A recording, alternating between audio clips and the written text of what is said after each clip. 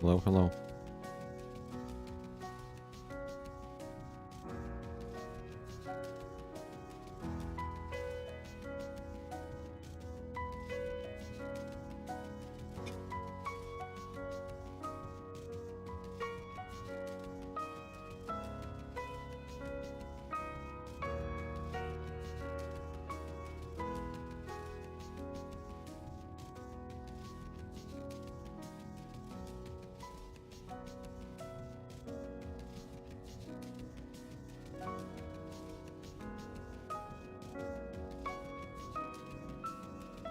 How have you guys been?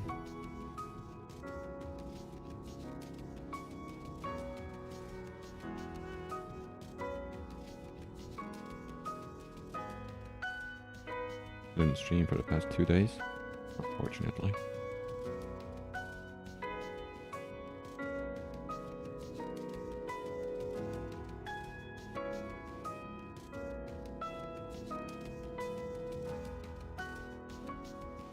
But I'm here now.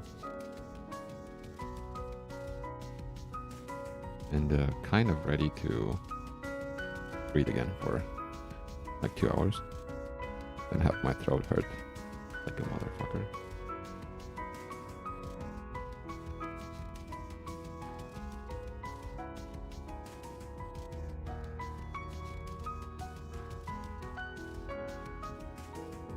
But hey, anything for you guys.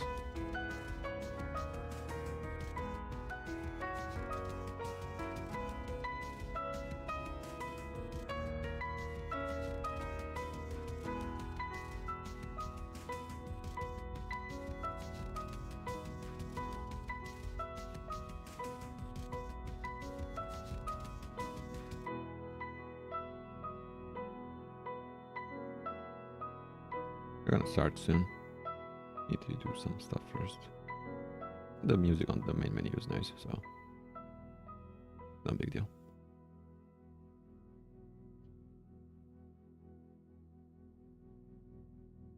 Okay.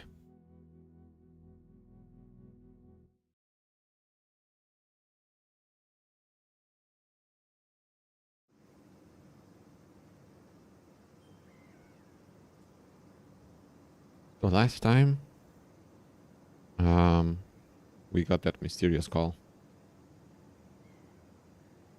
from the person that was saying we are in danger.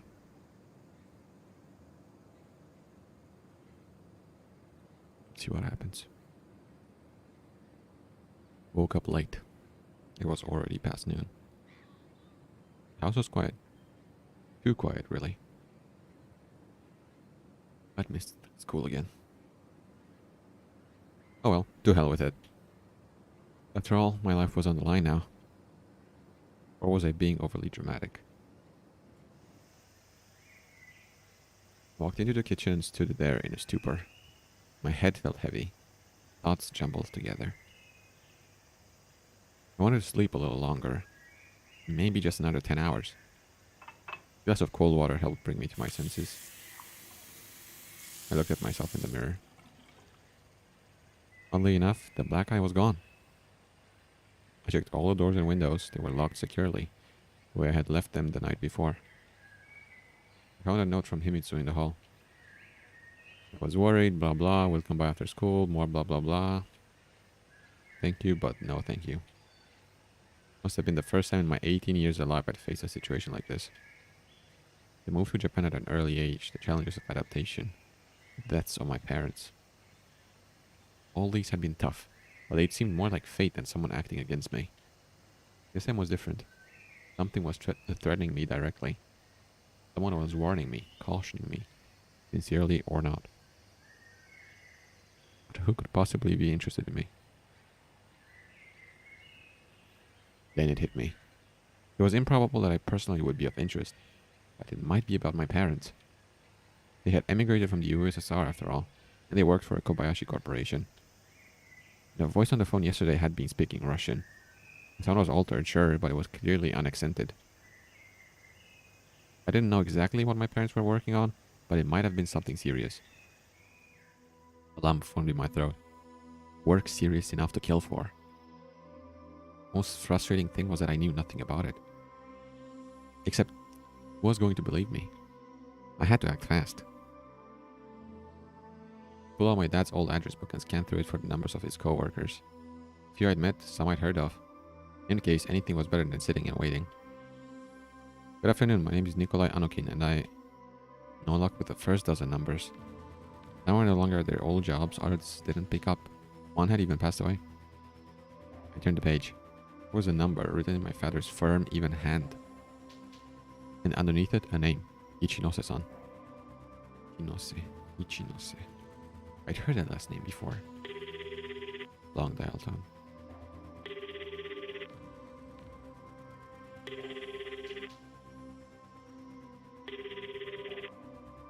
One, two.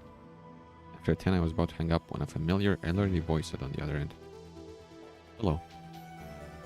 At that point, I remembered. Ichinose-san used to visit frequently when I was younger. An ever-polite, affable, good-natured old gentleman. He used to bring me candy and ask me about school and my hobbies. Then he and Dad would sit together in the garden for long stretches of time, and with an air of importance, do a lot of smoking and talking.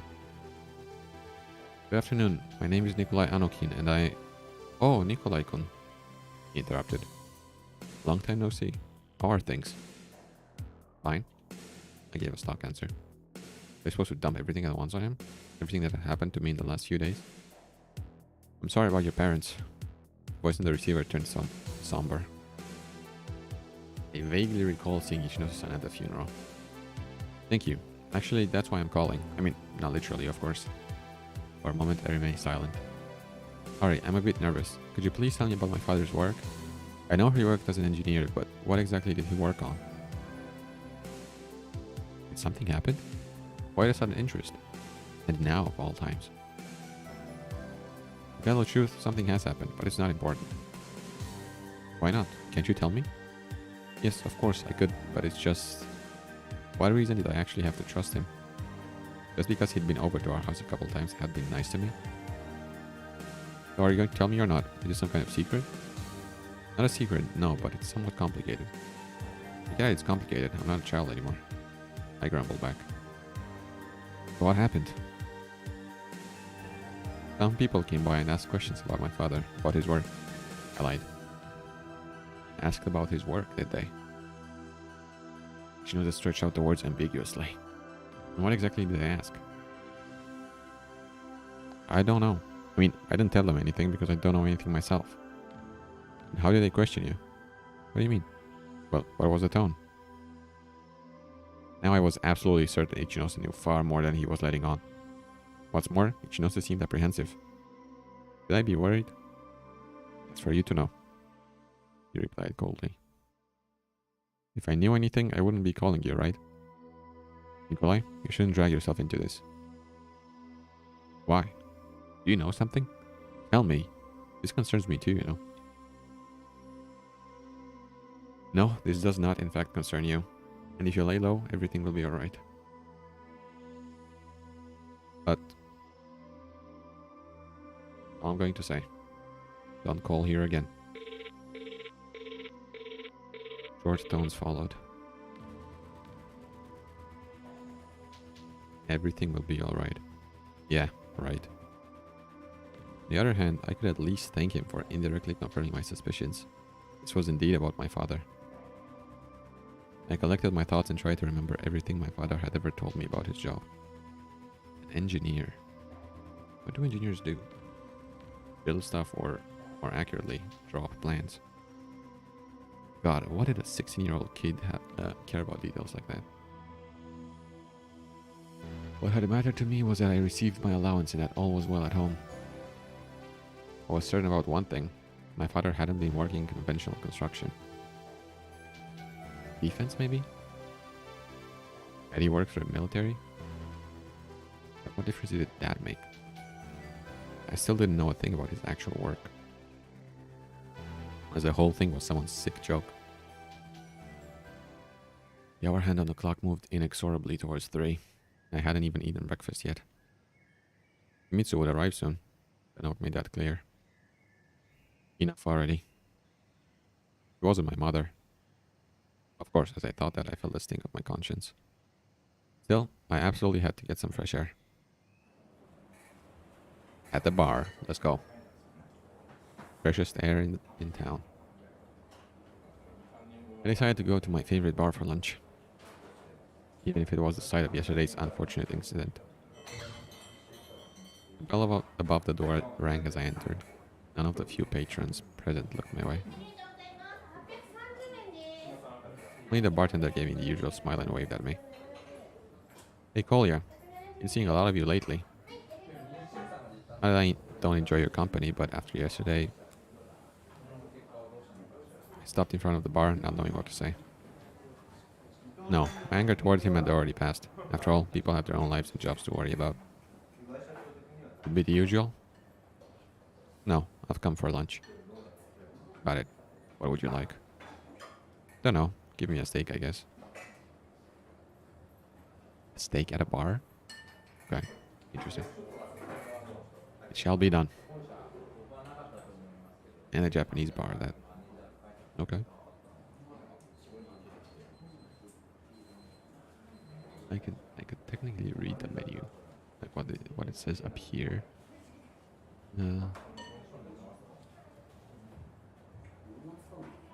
Can't really read what's in the back, but doesn't look like it says steak anywhere.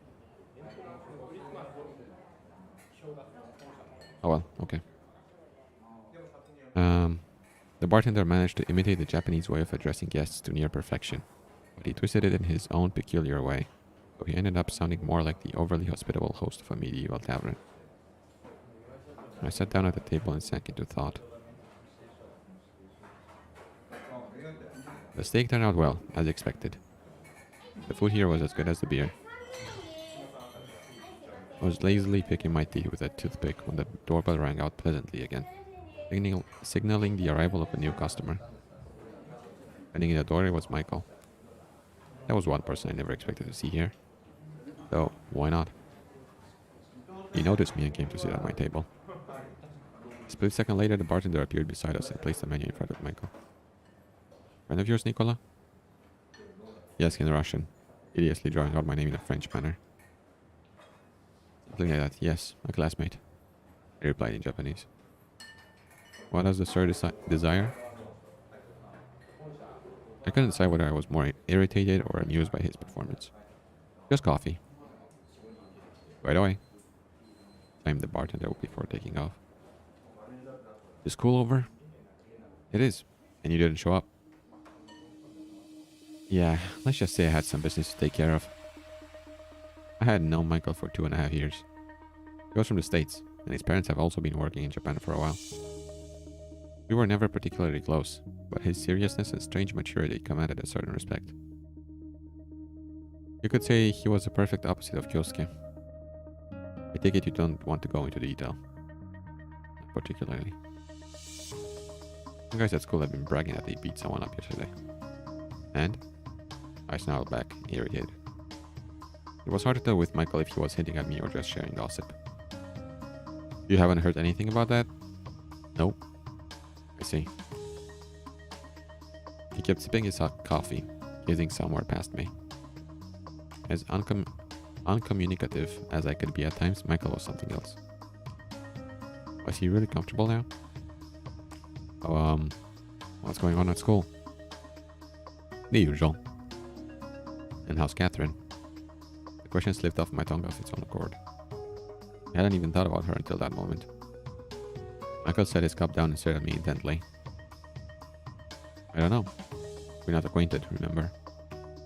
Oh, right. Back then we were in different classes. He kept looking at me strangely. What? Was there something between the two of you? You probably already heard everything from Kyosuke. But I'm asking you right now. Okay. Yes. There used to be something, but that was a long time ago. And now? And now there's nothing. I see. Are you curious because you're from the same country? I'm just wondering, why did she enroll at this particular school? I don't know. You'd have to ask her. By now I was sick of this question, even if usually I was the one posing it to myself. Have you thought that maybe there's a reason behind it? What difference does it make what I have or haven't thought? You don't know, Catherine. Thinking is wasted on her. Sorry, didn't mean to upset you. Nothing to do with you. Just got more important stuff in my mind. Michael kept his voice so calm and level the entire time that it was beginning to annoy me. If he didn't actually care, why ask so many questions? Anyway, this isn't the most pleasant of subjects. Sorry, I didn't realize that the two of you still he coughed pointedly. That it was an unpleasant topic for you. What he could have guessed. Imagine that. I felt like tossing some bills on the table and walking out. But I had few friends as it was, and this kind of behavior was pretty typical of Michael. Did anyone ask about me at school? Not that I heard. I see. And how are you doing anyway? Not too bad, except that I have no free time at all. I'm preparing for college admission. College admission? I drew out the words. Where do you want to go? Back to the States, most likely. What? Tired of this place? I smirked. Just that higher education is better there. Michael calmly responded. And more expensive, I'm assuming. Like, a lot more expensive. Okay. His words touched a nerve. Like him, I had a little choice. Even if I wanted to, the best I could hope for with my grades was a minimum wage job. Our conversation had stalled right out of the gates. Well, I think I'll be heading out. See you at school tomorrow. See you. Said in the same level tone. I waved goodbye to the bartender and left. Had the bar been a courtroom, Michael would have fit the part of the prosecutor to perfection. Stern, cold, dispassionate, operating only on facts. And what would my chances have been then, seeing how I flew off the handle of the drop of a hat?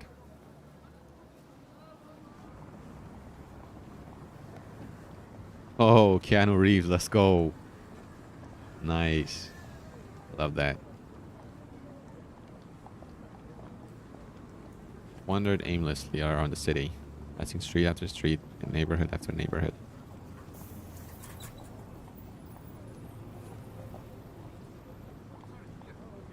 Oh, but these reflections don't really fit, do they? See?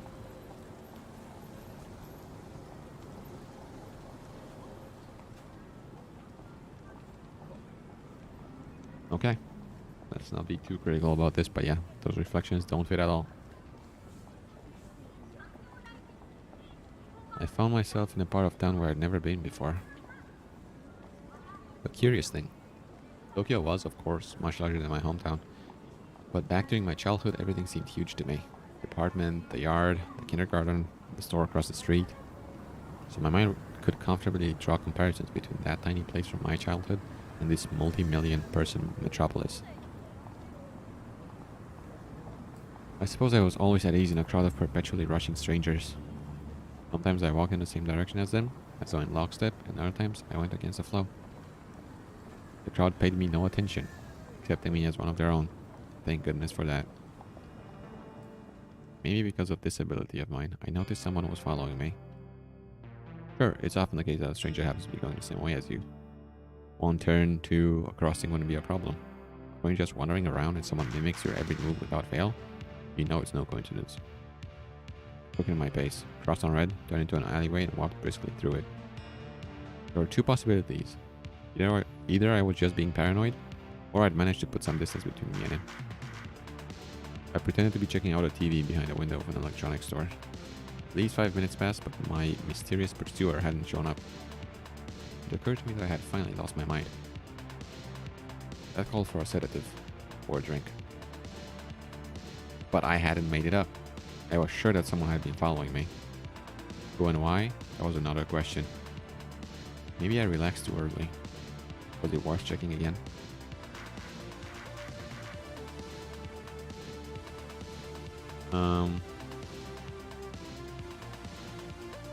Don't try to find the tail, because then you'll then it'll know I know. I'll just do nothing. Quit psyching yourself out, my mind protested. Why couldn't I just have imagined it? Maybe there were two different people who just so happened to look alike. I took a deep breath and continued my aimless wandering. I still kept looking around, but there was no one following me anymore. Oh, let's go! It's the girl from Everlasting Summer.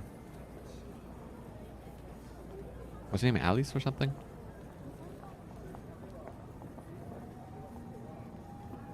Damn, I love these Easter eggs.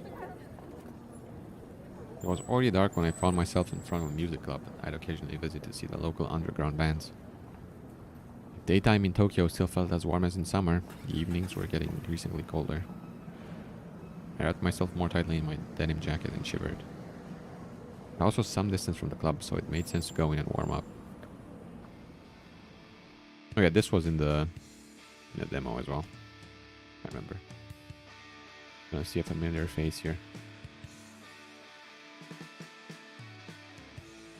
The inside of the club was pretty crowded. Cigarette smoke hung heavy, and the air was saturated with the spicy aromas of beer, sake, whiskey, plus God knows what else. Frankly, drinking hadn't been on my to-do list for the day, but this was too much to pass up.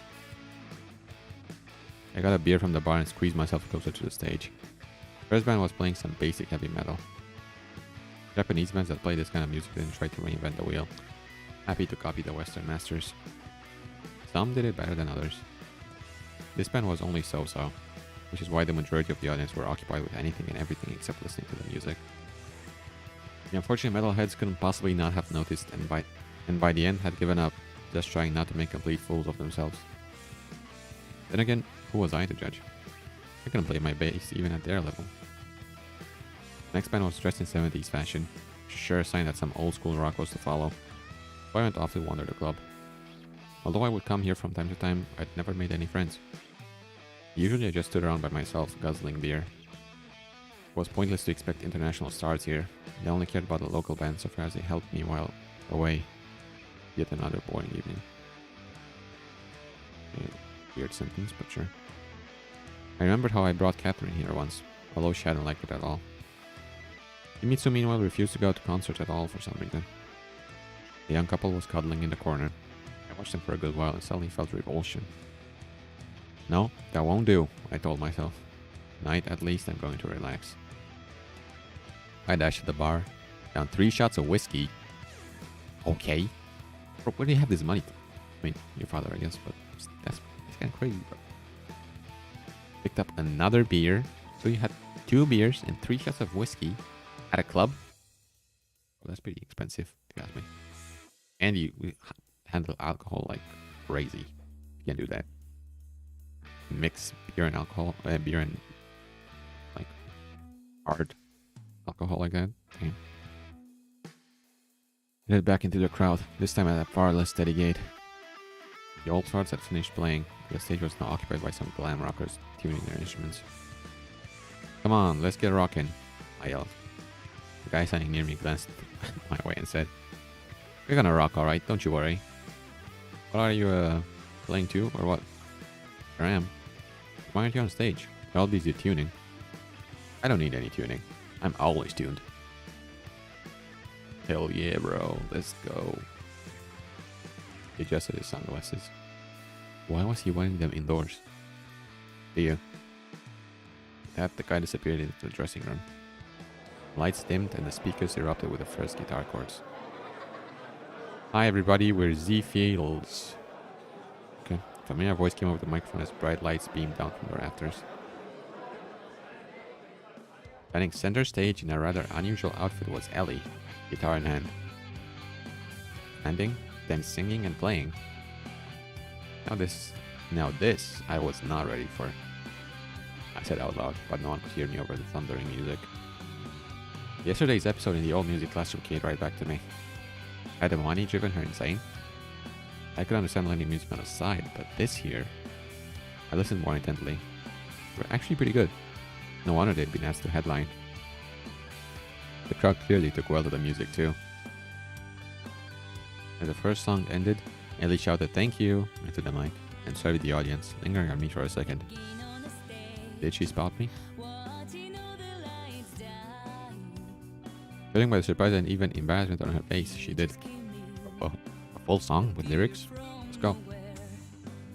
So what? If it was in Japanese, then it would have been even better. This would, it, you know, immersion is a thing. And Ellie, maybe Ellie is American. Who knows? So what? They surely think no one would find out about her nighttime transformation from perfect student and lady into the queen of Tokyo's glam rock scene. Yeah, I chuckled. Well for her. Where did you come from? That weird kid, the keyboardist for Z Fields, was standing next to me again. We're just up on stage. She's going to take some effort. Look, we just go to the same school and sort of know each other. Oh, is that so? His eyes flashed from behind his sunglasses. What kind of dumb name is that anyway? Z Fields. It's pronounced Z Fields, like the anime robot, you know? I don't. I looked at him skeptically. It's True Track fans. If the jam-packed club floor was any indication of Z Fields, didn't lack for fans. At least not around here. Jordan was getting hyped up in anticipation of the next song. An instant later, the guy I'd been talking to was back on stage behind his instrument. They're playing some kind of ballad. But he kept shooting angry looks my way. Of course, I was here just so I could distract her from her performance. Still, she did have a nice voice and played well too. Maybe she had a gift, but even so, get this far with all her other obligations and responsibilities as the scion of her respected family? And is finite after all. I had no obligations, no responsibilities, and yet all I learned to play were 2 or 3 songs from tabs. Suddenly for the surge of respect for Ellie, and backed away from the stage so as not to embarrass her further. I leaned back against the wall where she couldn't see me. She doesn't do as well without you. Anger imparts strength. What the hell? You guys are playing now, as in, right now. Right now there's a solo. This kid was starting to get to me. I ran back to stand near the stage. Seeing me, Ellie fumbled with her strings, a metallic twang rolling out from the speakers. Were her fans and servants going to lynch me now? But she quickly recovered and carried on playing as though nothing had happened. Once the song was over and before the next one began, Ellie subtly shook her finger at me from the stage. Now that was just ridiculous. How was that my fault? Was she obsessed or what? I made a point of not looking at her, focusing my attention on the other members of Z Fields. The basses looked fairly ordinary, almost to a fault. Considering the band's style, I'd have expected edgier attire. Still, he was better at it than I was. How long would it have taken me to be able to play his parts as cleanly? I couldn't make out the drummer's features behind his equipment, and unfortunately, I'd already met the keyboardist. That turned out to be their last song. The audience demanded an encore, but the band quickly disappeared off stage. Maybe they didn't have a particularly large repertoire. And what was I going to do next? On one hand, I wanted to talk to Ellie and tell her that I liked her music. On the other, wouldn't that sound like a trite compliment? Besides, she was clearly not happy to see me at her concert. While I contemplated, the crowd began to disperse, and still Z Fields hadn't emerged from the dressing room. He must have left through the back door. Oh well, I didn't have much to say to her anyway. Still, I was grateful to Ellie. Her music had allowed me to escape my problems, if only briefly. The club was almost empty now, but I remained frozen in the middle of the dance floor, immersed in my thoughts. Usually I would leave before the end of a concert in high spirits, rather than hang around for the bitter aftertaste of fun's conclusion. Either it had gotten warmer outside, or the alcohol was warming me up. Somehow, I made it home in no time at all. Another note from Himitsu rested on the doorstep. Surely this time she could have let herself in with her key since I hadn't bolted the door from the inside. She could have made dinner and waited for me, like she'd done the day before. But the note made it clear that I couldn't even begin to count on it. What, did she think that I was just out having fun? The note the mysteries. Just because I couldn't tell her about all that stuff didn't mean I didn't want to. If I'd gone to a concert, what did it matter? The guy had to enjoy some culture once in a while. Of course, none of this was Himitsu's fault. I was just tired of her incessant misplaced worrying. I'd started to feel like I was in a cage when I was around her. Children usually become more independent as they age. Himitsu had essentially replaced my deceased parents, and little had actually changed in my life. But to take all this for granted, did I really feel no gratitude towards her? Judging by the note, she wasn't just upset, but hurt too. Maybe I could at least call her. I didn't need to give any details, just so that everything was okay. I could, of course, stop by her place, but it was already late. I reeked of alcohol, and the phone call was enough in this situation. I dialed the phone number I'd known since childhood. Almost immediately, her voice came over the line. Hello, Nico-kun? Just about what I'd expected. Hi, sorry I disappeared today. Silence on the other end. You wouldn't believe me if I told you I had things to do, would you? Did you? I sighed heavily. I'm hurt you're hiding something from me. If I was, there would be good reasons for it. But I'm not hiding anything. Huh? The inane laugh was meant to defuse the situation. You know I'm always here for you if anything happens. Okay. I'll see you at school tomorrow. Good night. Good night. I hung up and paused to think. What if I told her everything?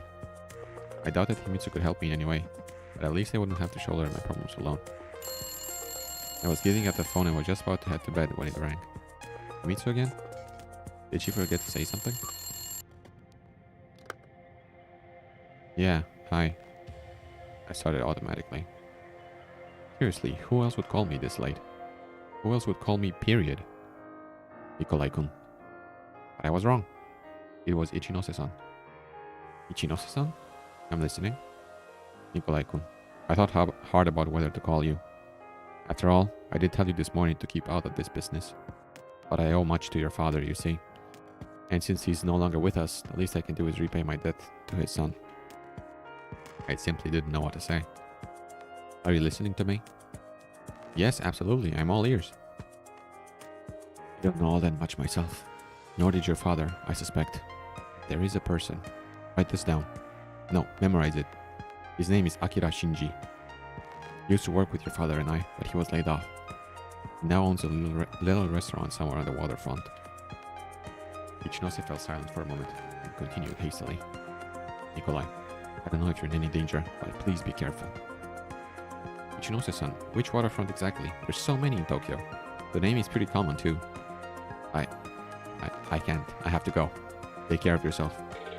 He hung up. He was clearly afraid of something.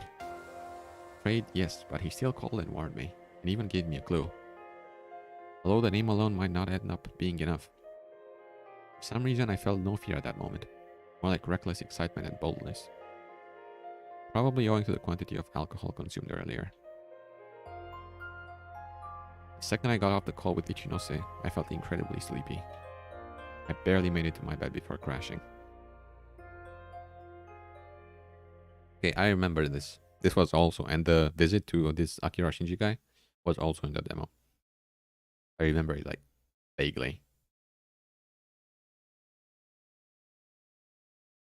I think we're gonna meet another familiar face there, if I'm not remembering it wrong.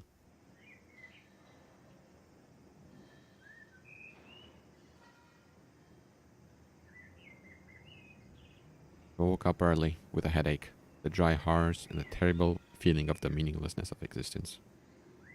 Good thing I always had aspirin in my medical kit. But again, that was the only thing in there in the first place. So washing the pill down with a couple glasses of cold water, figured that yesterday didn't really end too badly. At least today I hadn't slept in all the way to lunchtime. Memory started to return slowly. Viscous and heavy, they surfaced in my mind, ringing with a tugging unease. I suddenly felt uncomfortable alone in this giant empty house. I definitely needed to go to school. At this rate, I might really get myself expelled. It wasn't about my attendance, of course. I just desperately wanted to be among other people. I stepped out onto the street, the chilly wind immediately chasing away the last remnants of my hangover. It was still too early even for Himitsu. Oh well, we talked yesterday. Although the early part seemed to only apply to me. Life in Tokyo was already in full swing. The office workers were on their way to work, clad in identical snow-white shirts. Grocery stores and all kinds of shops were opening up. Cheerful old women were striking up conversations with each other. I was walking down the street, enjoying life. I'd never noticed before that small things like these made the world a much more attractive place than I thought it was. Could anything really go wrong? Fearing for my own safety, even my own life, made me realize I wasn't ready to change anything yet. To stop and return to the USSR? No, that was absurd. It was the rambling of a drunken teenager. But what was I supposed to do then? Fight here and now? Or just go with the flow? After all, there was no way a life as wonderful as this could be senselessly cruel at the same time, was there? The world turned its friendly smiling face to me, and my stomach responded with its friendly rumble. And to think that when the morning had started, even the thought of food had made me want to puke. I entered a small restaurant and happily ate a bowl of ramen. All my worries faded into the background, and hope glimmered in the distance. I was just getting all worked up about nothing. There was nothing scary really going on. For a year and a half, I'd been living as if in anabiosis. But now, every little thing seemed like a problem of galactic proportions.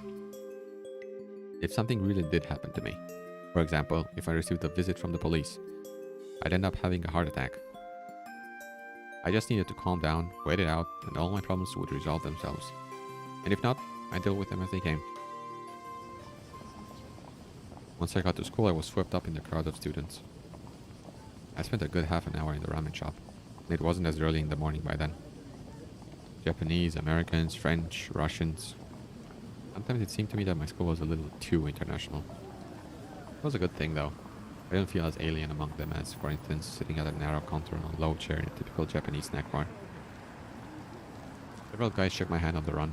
Some girls even flashed me a smile.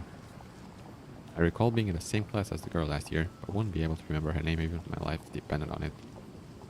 I was close to saying I was happy, but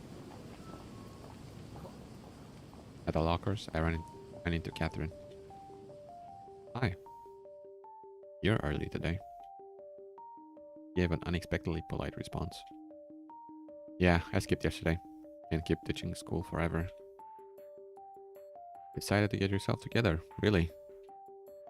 Catherine looked at me wide-eyed, then frowned. Oh, I see.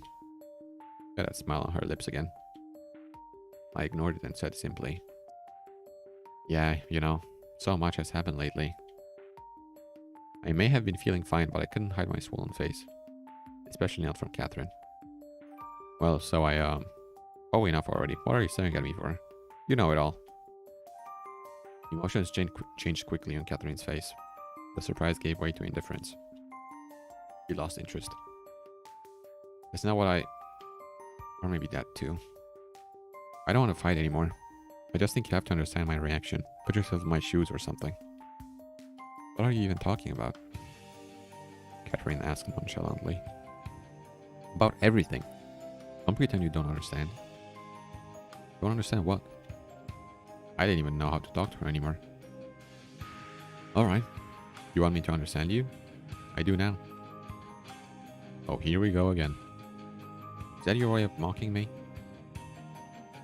Why would I be mocking you? Well, that's what I should be asking you.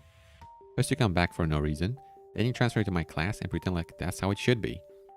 Show at least a morsel of respect. What should I respect you for? I couldn't hear Catherine. I had already forgotten to even think about yesterday's events and what I'd been thinking about this morning. Or just don't talk to me anymore. I'm tired of degrading myself for you, struggling to get you to at least treat me like I'm human. It looked like she wasn't ready for this kind of reaction. Well, make your choice. I turned around and ran up the stairs to the second floor. Oh, hey Nick. Where have you been? Kyosuke was as carefree as always. Drinking? I snarled. Gotcha. You're not in a mood. Talk to you later then. He responded sadly. Okay. My tone wasn't sad, but hey, all what I know. Catherine entered the class almost immediately after me. There were still several minutes left until the bell, but they dragged on tormentingly slowly. It'll be easier during the lesson. It'll be easier, I kept telling myself. Meanwhile, Catherine wasn't paying any attention to me at all. Now, this was crossing the line now. It had stopped being mockery and turned into outright cruelty. She crashed head first riding a bike in those United States of hers, right into the Grand Canyon. The bell finally rang. What is this girl looking at? One in the front, the blonde one in the front row. The door? Why?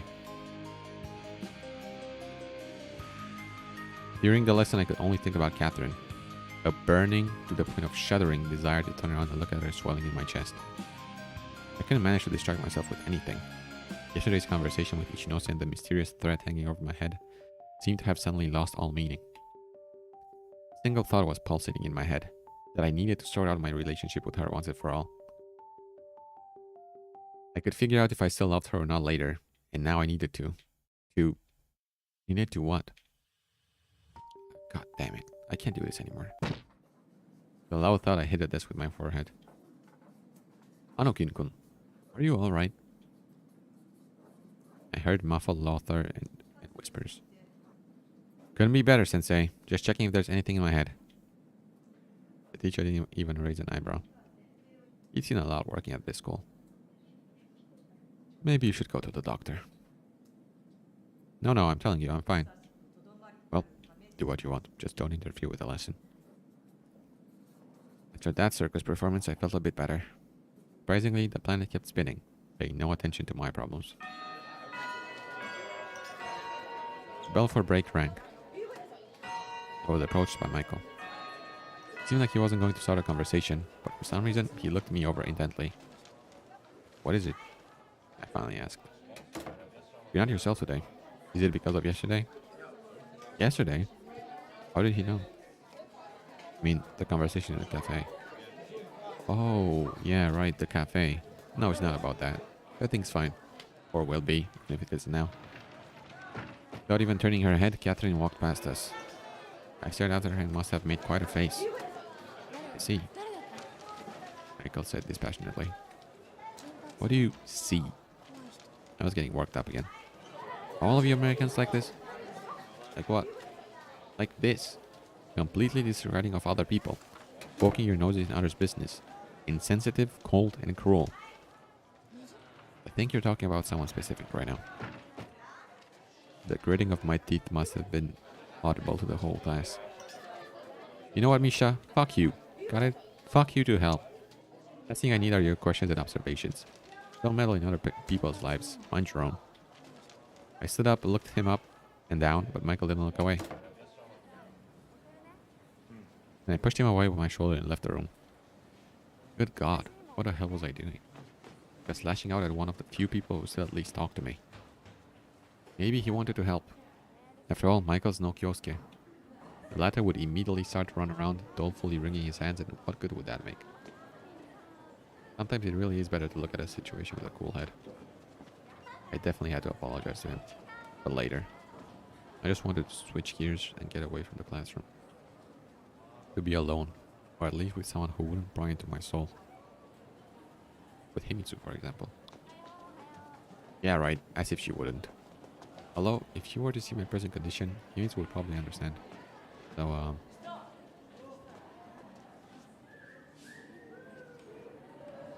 I said see you at school, so let's go, I guess.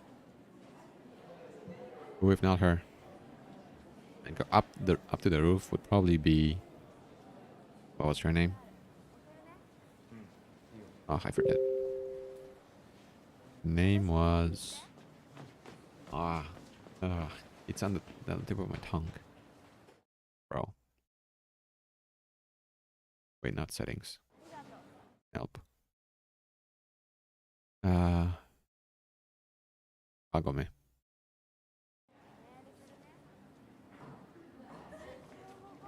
Who else could I rely on? I hesitated a while in front of the door. Of course, everyone in there knew me. That's probably the reason why they also drew completely incorrect conclusions.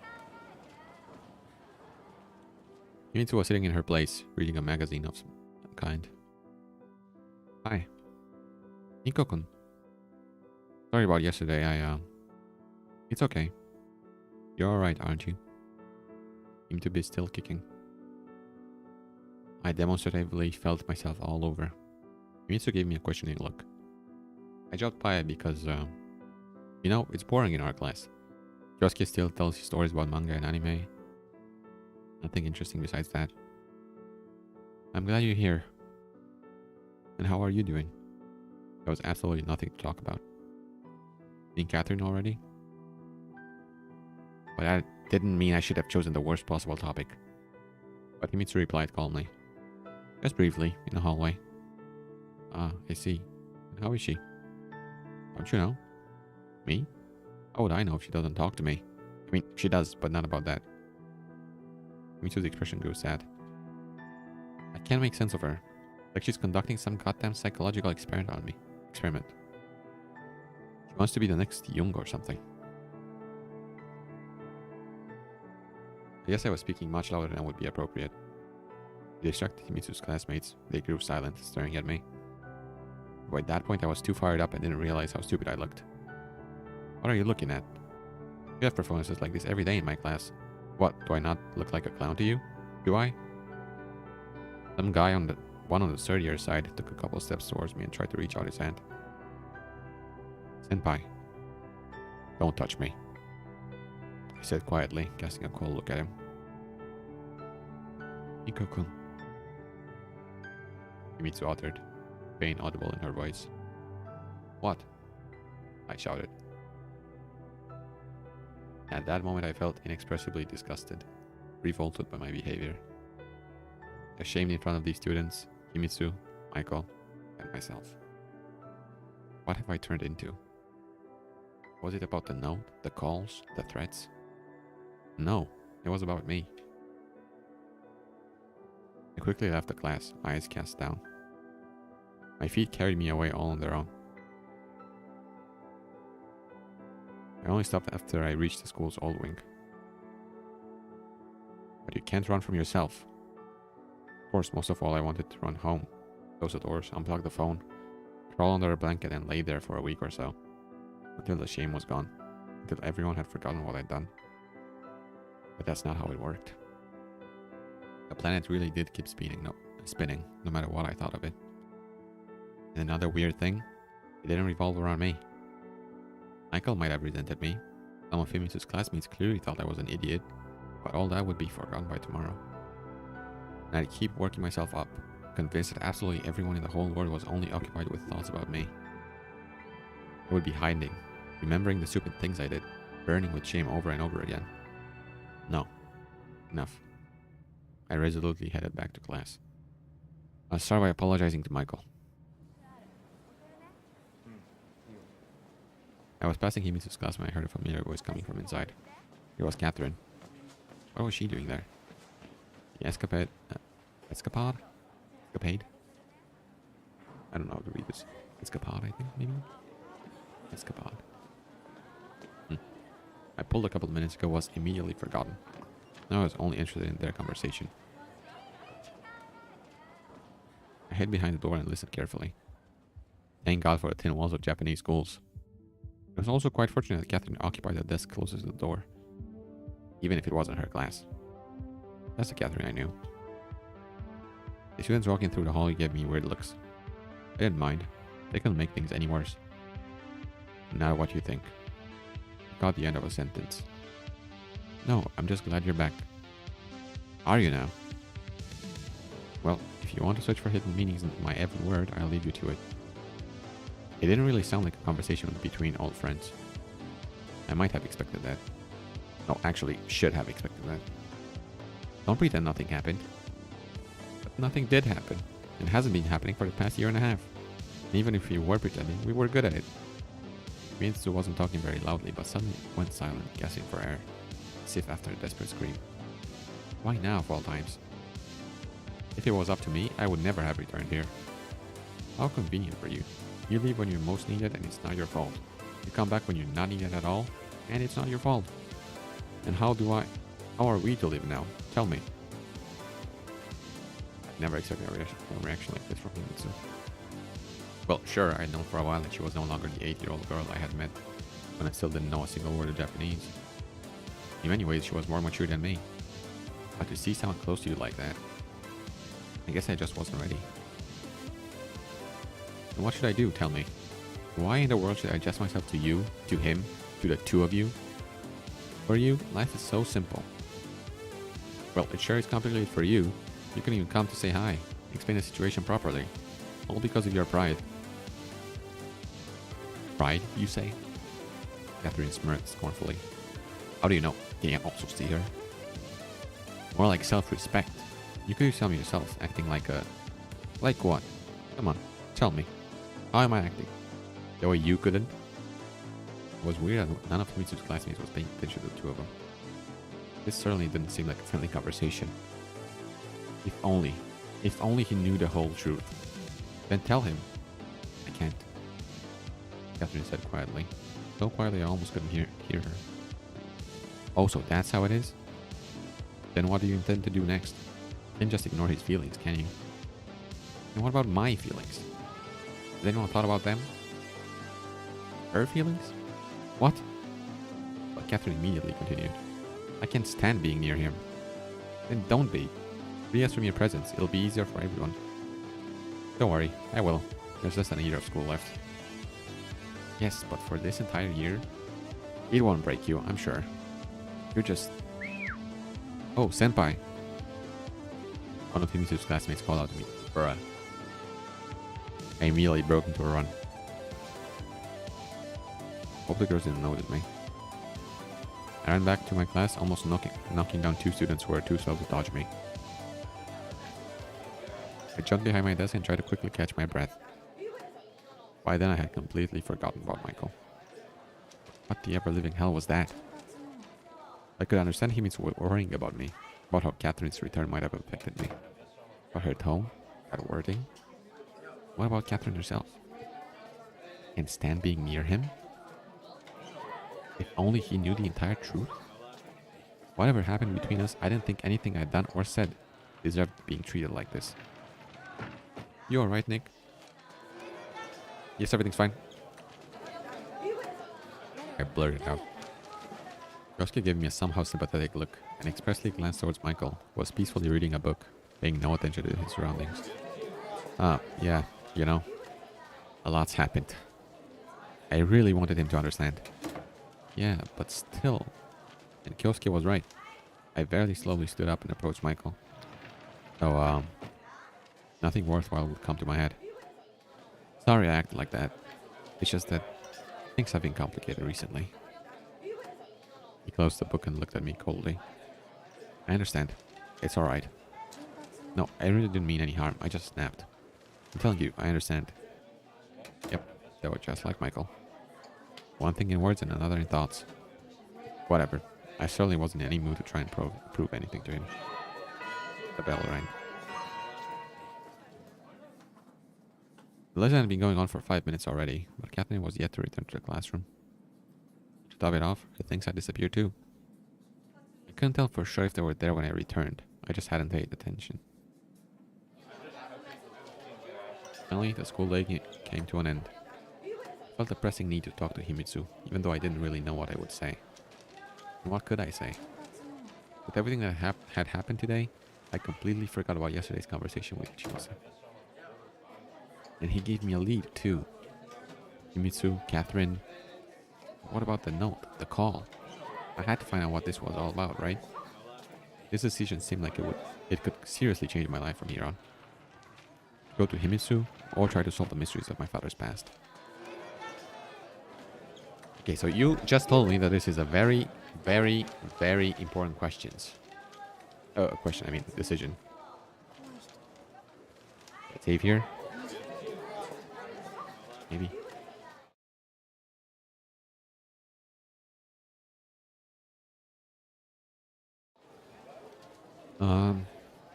to Himitsu, what would this do for me? Nothing. Look for answers. That's what I would do. Yeah. Himitsu wasn't about to disappear, and I had more important things to do. I left the school and hesitantly stopped at the gates. How many waterfronts did Tokyo have exactly? I didn't even really know. I should have asked Ichinose which one. But I did. I didn't answer. Although I seemed like he wasn't sure where to look for this Akira himself. Well, just wonderful. Go I know not whither and fetch I know not what.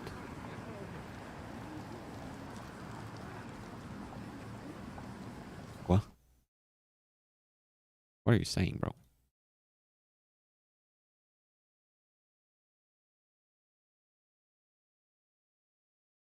Oh, spoken by the antagonist of an extremely famous Russian fairy tale. Go to the king and say that he must command the archer to go I know not. What? Oh.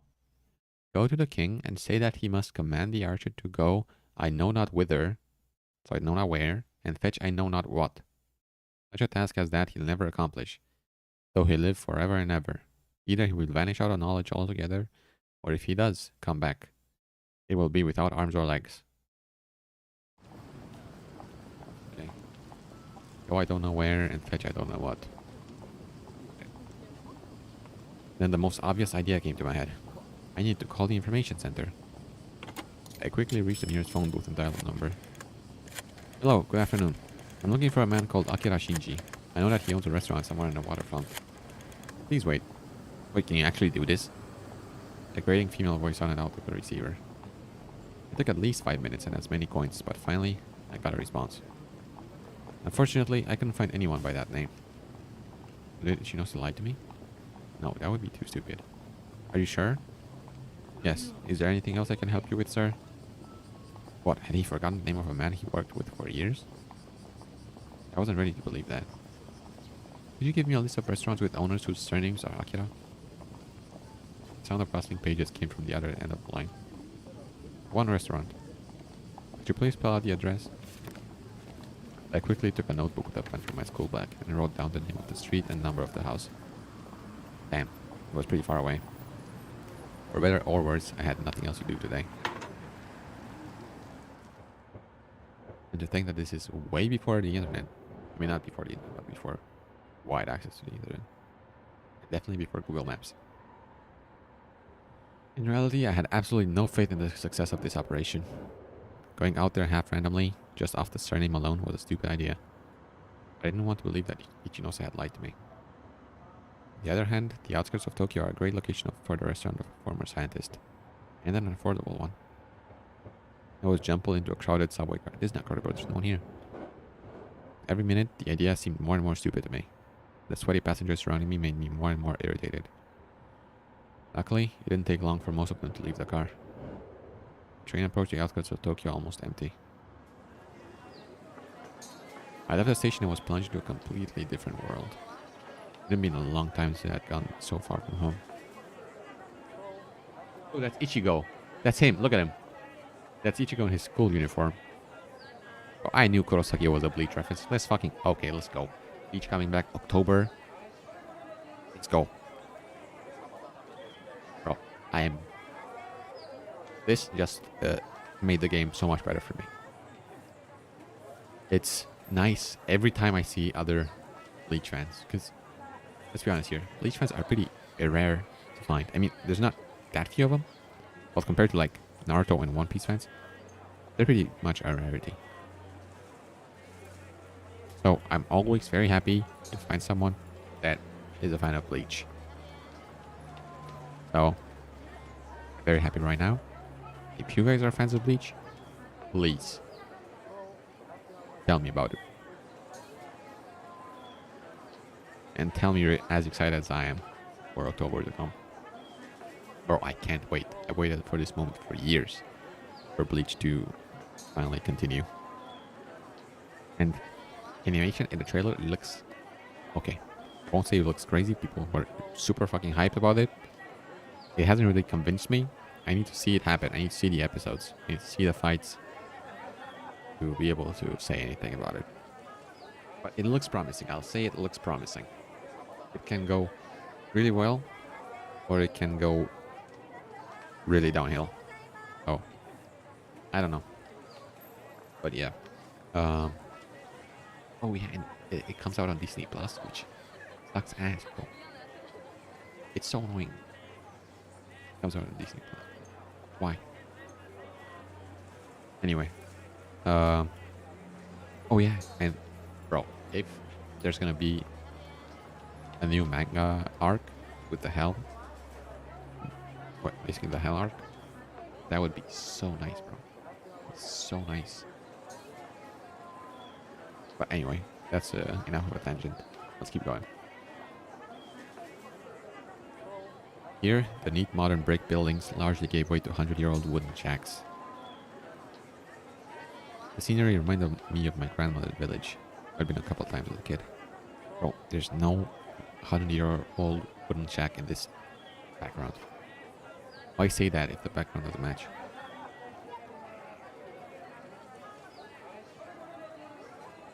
The houses clung to each other as if preparing to resist the tsunami encroaching from the ocean. Judging by the look of them, did manage once before. With mixed results, I never managed to find a single sign with a street name or a building number. I tried asking people on the streets. Excuse me, that was a lost cause. Almost every second house was either a restaurant or a shop. I could very well be looking for this Akira until late at night. I fruitlessly barged into one restaurant after another. Ramen, sushi, ramen, some kind of fish, fish, fish. Well, figures, after all, I was on a waterfront. Strong smell of fresh and not so fresh fish was starting to make me feel nauseous. I bought a can of beer and sat down on a bench to get some air and rest. Far to the east, at the horizon where the ocean met the sky, first stars had already started to appear, while the mountains to the west were ablaze with the rays of the sunset. The sight was spellbinding. Maybe I didn't find Akira, but I certainly hadn't come here for nothing. The beer was running out, and my soul begged me to get another can. Halt! I seem to have been having myself too much alcohol lately. Then by a precise throw, the can departed for the nearest bin. Small Japanese women with giant bags in their hands and on their shoulders were running back and forth around me. Small Japanese men were boisterously pushing big fish-filled carts in front of them. Merry yells, ship horns, and the noise of the loading cranes were coming from the port. Languidly sprawled across the bench, I watched this human anthill. Watched hundreds of people, drawn by their everyday problems, walk past as they paid no attention to me. It was so good to not have to run anywhere, to not have to live my life constantly suffocated by the stench of fish. No, I didn't feel superior or better than these simple workers. More like I was different, granted comprehension of the wisdom of existence. For a second, a familiar face flashed in the crowd. Or was it just my imagination? I needed some time to get back to reality from the world of dreams. No, that was definitely Kagome. See, I told you. I told you we were gonna see her. I jumped up and headed after her. Moving forward in the thick flow of people wasn't easy. I was shoved, and my feet stepped on, was hissed at. Sometimes Kagome would appear several meters in front of me, and then disappear behind people's backs. Finally, I jumped out onto a relatively free part of the waterfront, but the girl had already vanished into thin air. But I was absolutely certain it wasn't just my imagination. It was Kagome I'd been chasing.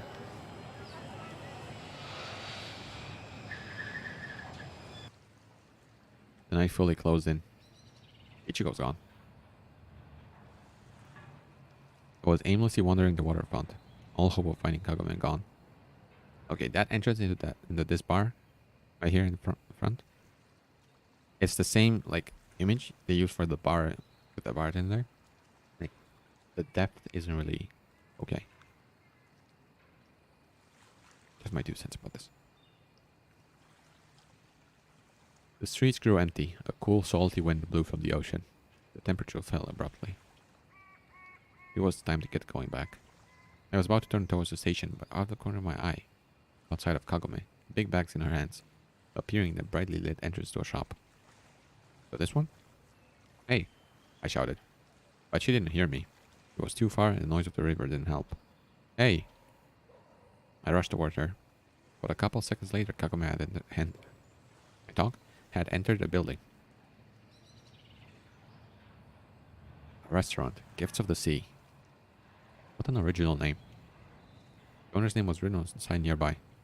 Akira Moriyuki. Well, damn me. Was this really the place? I jerked the door's handle, but it didn't give. I think the restaurant was closed today. And what was I to do now?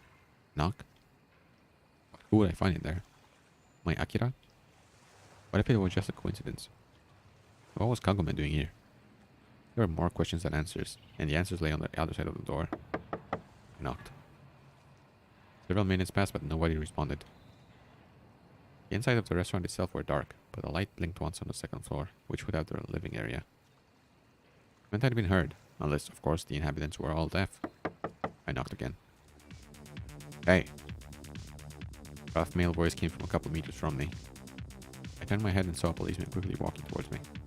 What are you doing here? What was I doing exactly? Standing, knocking on the door? It was late enough for a lone school student to evoke suspicion from an upholder of the law, which meant someone had called the police. Someone like this Akira Moriyuki or Kagome. My plan certainly could make room for a trip to the police station, and I broke into a run in the direction of the station. Bro, what the fuck? Why would you run? Just tell him that you're here to see someone. I was in no danger of being shot at, because we're not in the US. Nice little burn there. And the full-bodied man of about 50 had no chance of catching up to me when I was running. After reaching the station, I stopped to catch my breath. Oh, damn. What the hell was that? I could guess that Akira, the owner of the restaurant, was somehow connected to Akira Shinji, but what did Kagome have to do with it? I was so tired I only wanted to get home as fast as possible. Yeah, let's come back tomorrow. After taking the train, I immediately fell asleep and only by some miracle did miss my stop. There was a note under my door. I bent down with some difficulty, grasped it, and read. Nikko-kun, you've disappeared again. Do you not want to talk to me? I'm worried, you know. What's going on with you lately? Call me. H. I let out a heavy sigh, opened the door with my key, stumbled into the hallway, and sprawled out on the floor. I'm done. Enough adventures for today. I set into the nothingness and crawled into the living room without even taking my shoes off. The same images surfaced over and over in my head. Kagume's frowning face at school, her silhouette vanishing into the crowd at the waterfront, her distant figure disappearing behind the door of the Gifts of the Sea. I couldn't put the pieces of the puzzle together. The task was beyond me. Like some trashy mystery novel, my life was ensnared by invisible threads, weaving themselves together into a deadly web. Strange note and frightening phone calls. My quiet classmate being connected to my father's work. What next? Was it about to turn out that Himitsu and Catherine were secret agents working for Japan and the USA respectively? The fridge was empty. There wasn't even a bowl of instant ramen in the cupboard. I filled it with Himitsu's note in my hands and read it again. Maybe it would be better to call her. After all, she was worried. And it wasn't even because I was hungry. Yeah, bro, call. The tone the note was written in seemed to leave me no choice. I took up the receiver and dialed her number, all the while feeling like a child waiting for a punishment from his strict parents. It took a while before my call was answered. Yes? Hi. Well, hello. Mitsu's voice was cold, emotionless. I just read your note here. Sorry, I've been really busy lately. Lots of things to take care of. Connected to my parents. I didn't want to tell her the whole truth, but was also tired of lying. Or rather, I just didn't have the strength to think of something relatively comprehensible. I didn't know. You could have told me. Mitsu said, sounding injured. I didn't want to upset you. You think you aren't upsetting me by acting like this?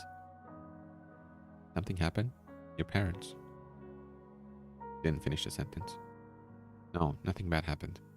Just an old acquaintance showed up. Silence. Don't worry, it's not about debts or anything of the sort. Nothing bad's gonna happen to me. That's what I wanted to believe myself. You probably haven't eaten properly today at all. Mitsu asked, ignoring my words. I guess. Alright, wait for me. A couple minutes later and Himitsu was in the kitchen preparing dinner. So will you tell me what happened? Yeah, my father just had some unfinished business with his ex-colleagues, so I'm sorting it out. It's about his work, nothing interesting. I see. She drawled.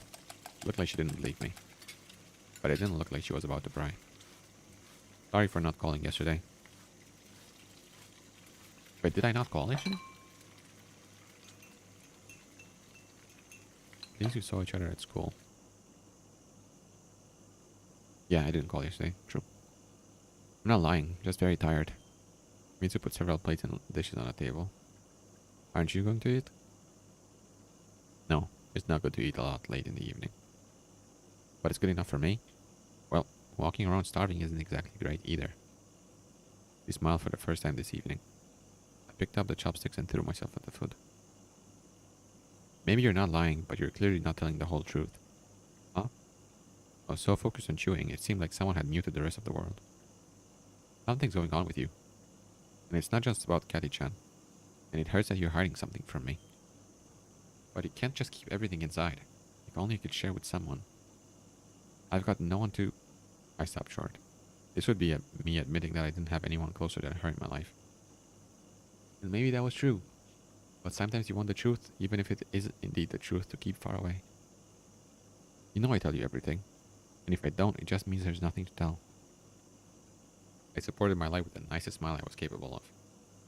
I want to believe you, Mitsu said sadly. And anyway, we've had nothing but melancholy? Again, don't know how to read this.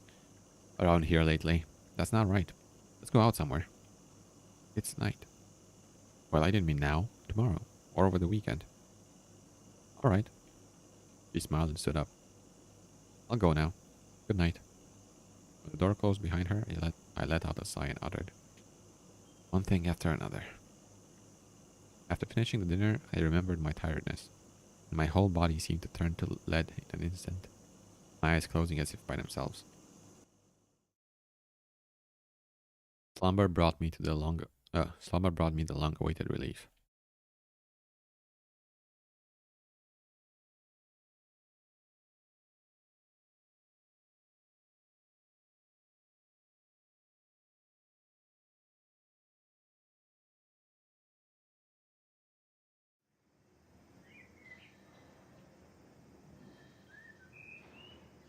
The morning came suddenly.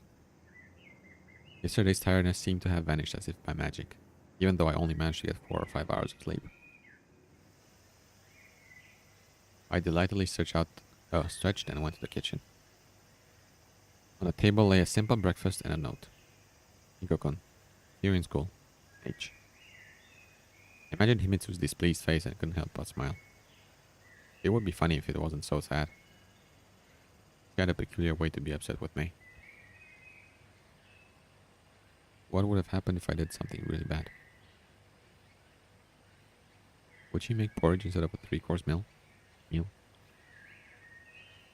the other hand, this was a pretty sad state of affairs. There were more important things to worry about now. Today I definitely had to talk to Kagome. I walked down the street, tossing up and catching a ripe red apple Himitsu had left behind. It could just turn out to be my last food until the evening. Thoughtful, I was walking through the school's yard. Suddenly, joyful shouts coming from the pool reached my ears. Someone was clearly happier with life than me. Who was it, I wondered. I slowly approached the fence and hid behind bushes. Splashing around in the pool was the parallel class. Okay, let's go. Detail is a bit off. She's a lot more detailed than the other girl, even if she's in the background. But still, pretty jarring. This pool is really shallow. Damn. There was nothing interesting to it, and I was about to leave for the school building, but my eye stopped on Ellie. And it has waves as well. What kind of pool is this? At a school. She looked gracious, perhaps even aristocratic. Both in a school uniform and an informal gown, and in her swimsuit. Reflecting off of the water, flecks of sunlight played on her smooth skin. Her wet hair fluttered in the wind, and her smile was so blinding Ellie couldn't help but stand out from the rest of the girls. I wondered if beauty always came complete with wealth and success. In any case, her life was most certainly simpler than mine. It wasn't even about the events of the past several days. Ellie simply didn't have to worry about the future. And what about me? Was I going to finish school and go work for my food? In another life, our positions could be switched. Although, it could be that in this life too, there was her complete opposite, Kagome. Well, Ellie might have had the better looks, but I caught myself thinking that I was comparing apples to oranges. Alright, a girl wrapped in a gigantic puffer jacket, wearing felt boots and with a thick wool kerchief on her head, to a girl dressed in an evening gown with professional makeup on her face. Kagome. I really didn't have time to admire luscious scenery with beautiful girls. I was about to leave when Ellie suddenly looked right at me and froze for a second. Looked at my face. Let's go. Suddenly cried out and waved her hands at me. This was the last thing I needed. All of her classmates turned their heads in my direction. And now I was going to also be known as the school's pervert. Brian was strict about this stuff. What next? You're in LA about a hooligan, slacker, but never a pervert. Anyway, this wasn't the best time to be ruminating. I crouched and broke into a run away from the pool, stopping only at the school's entrance. I looked back only to see no pursuit. I was sure they couldn't have seen my face among the bushes, which meant it was too early to crown myself with the title of pervert. It would take some work yet to deserve it. I had already finished changing my shoes and was about to go to class, when a shout resounded from behind my back. Hey you! In front of me stood Ellie, breath heavy, and still clad in a swimsuit. When I started to think you were normal, you peek at girls. Well, to be fair, there were guys there too. I decided to play dumb. No idea what you're talking about. Hi, by the way. Stop pretending. I just saw you at the pool. The pool? What would I be doing there? I don't even know how to swim. Well, I do actually, but not that well. Stop clowning around. He interrupted me and stepped closer. If for some reason you think you'll come out clean, I'll not come out any cleaner than you. I looked down at her swimsuit. What? It took Ellie a few seconds to understand what was going on. Then it finally dawned on her. You pervert. She covered herself with her hand and hid behind a locker. You students had already been casting puzzled glances at her. But after this started to circle around us, I respected. Oh, but after this, come on, maybe, I don't know, started to circle around us at a respectable distance. So, swimming in a swimsuit is fine. Being in front of all your male classmates is fine. But here with me, it's not.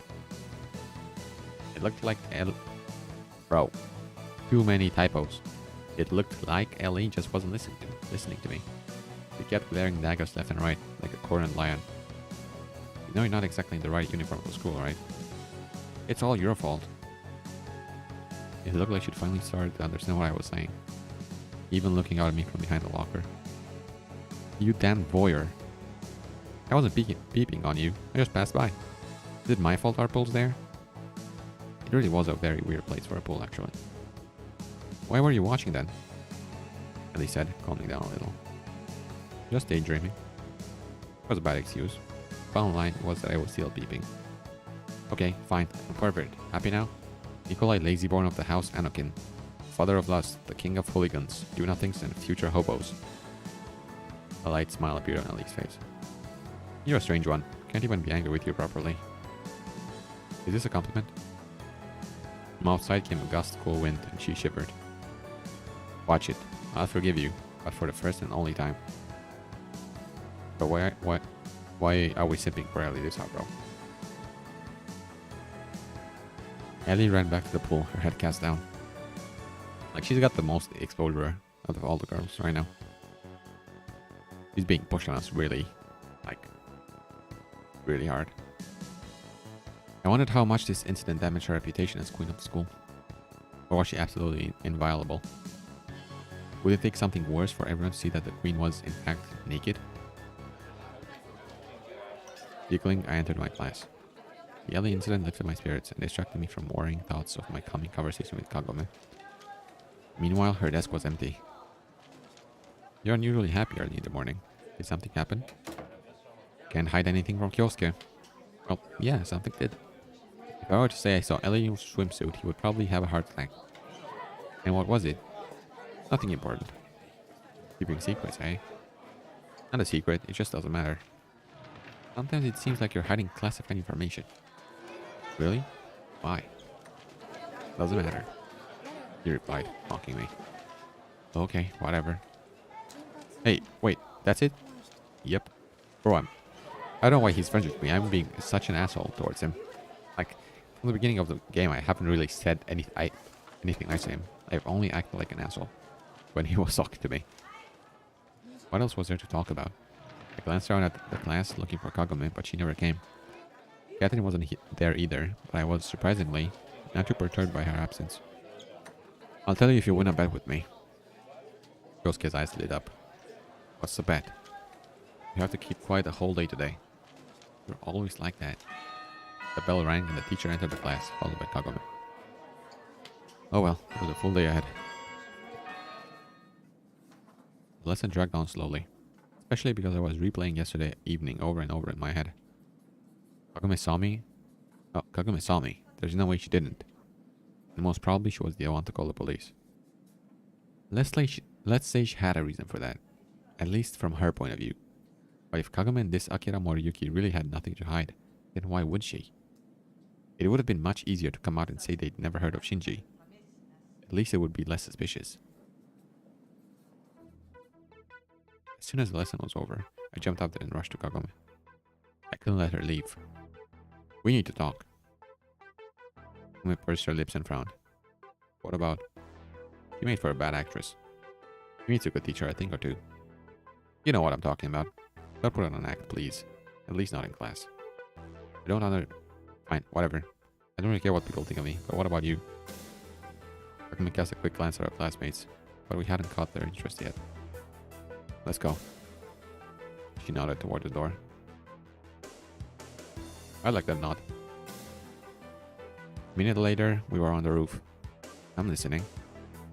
The arms crossed over her chest and the focused expression on her face left no doubt that she knew what the conversation was going to be about.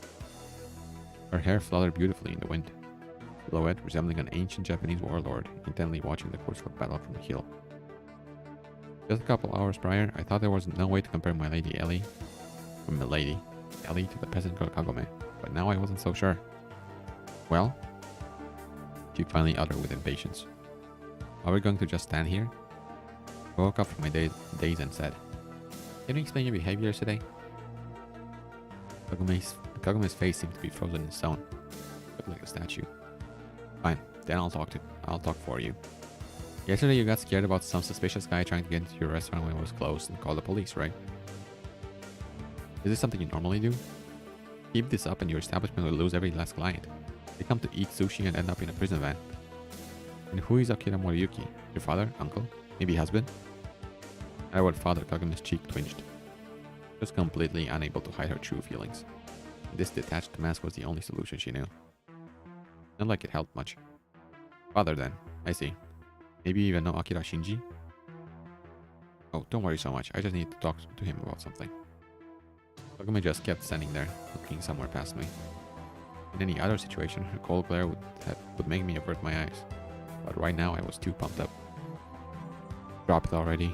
What are you hiding? I'm not hiding anything. Kagome finally answered with a slight strain in her voice. And then it dawned on me.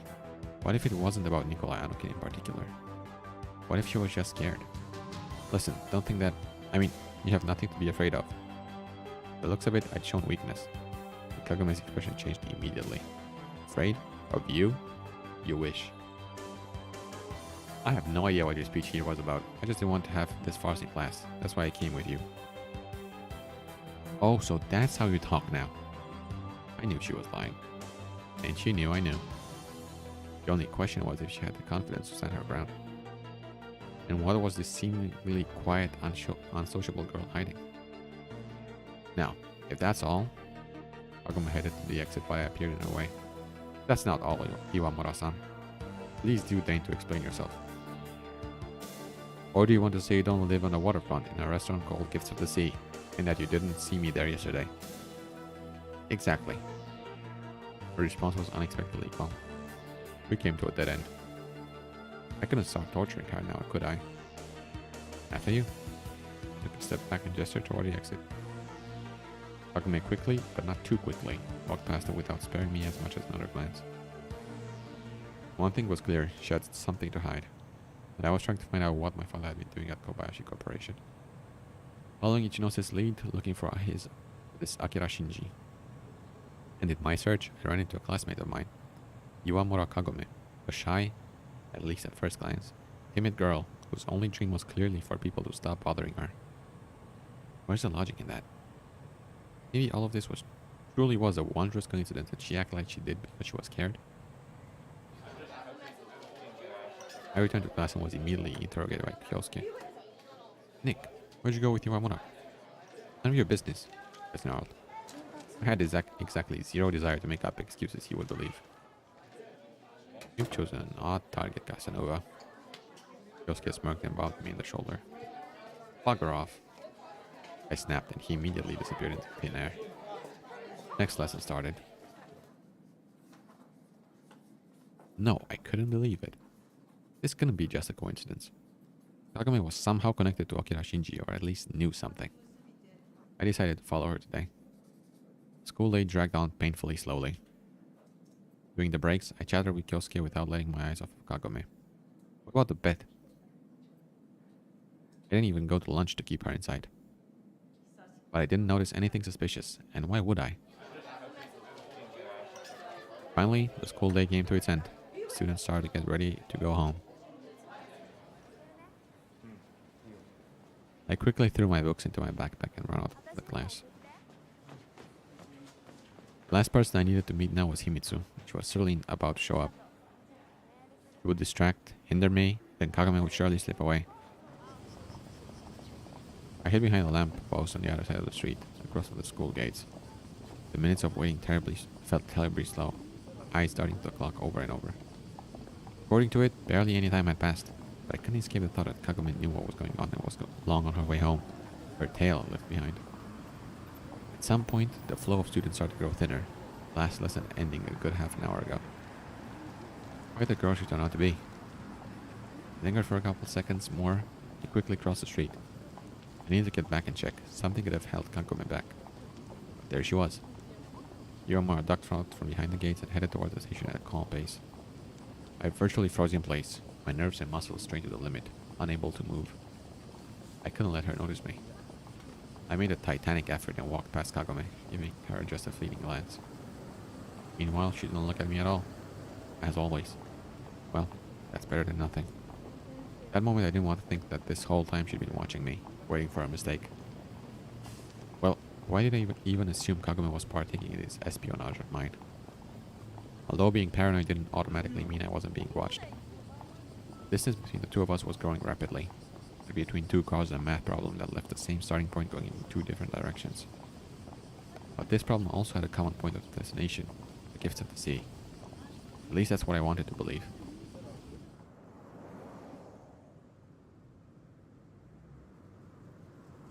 Jojo. Wait, it wasn't Jojo. Jotaro. There he is. Look at him.